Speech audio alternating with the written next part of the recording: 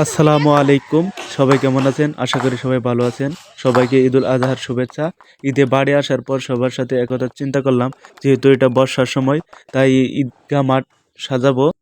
যে কথা সেই কাজ শুরু করে দিলাম।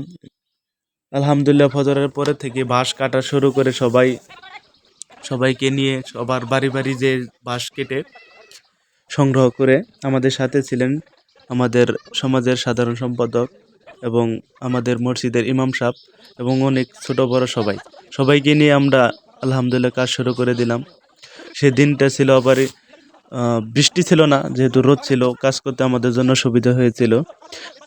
যেহেতু আমরা এই কাজের কেউ প্রফেশনাল না, আমরা নতুন সবাই সবার মতামত নিয়ে কাজটা করেছি। আলহামদুলিল্লাহ, অনেক হাসি খুশির মাধ্যমে আমরা কাজটা সম্পন্ন করছি। এখানে অনেক ভালো ভালো মুহূর্ত কেটেছে, সবটাই আসলে ভিডিওতে ওঠানো সম্ভব হয়নি। তারপর আলহামদুলিল্লাহ যেটুক করতে পেরেছি, আলহামদুলিল্লাহ খুবই ভালো হয়েছে সবার সহযোগিতার মাধ্যমে। তো সামনে এরকম আরো ভালো ভালো কাজ করার ইচ্ছা আছে, যেহেতু সবার একটা ভালো লাগার ভালোবাসা কাজ করতেছে। আলহামদুলিল্লাহ, আমাদের সামিয়ানা লাগানো শেষ। শুরু থেকে আমাদের ভিডিওটা হয়নি, তার জন্য দুঃখিত। অনেক কাজ করতে হয়েছে, সেখানে আর ভিডিও করা সম্ভব হয়নি।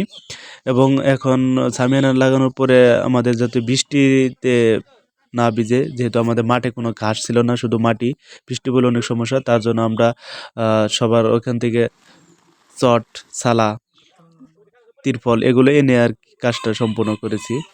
যেহেতু আমি এভাবে কখনো ভয়েস দিয়ে ভিডিও করা হয়নি, অনেক কথায় ভুল হতে পারে, কেউ ব্যক্তিগতভাবে না নিয়ে সবাই ক্ষমা সুন্দর দৃষ্টিতে দেখবেন। সবাই ভালো থাকবেন, সুস্থ থাকবেন।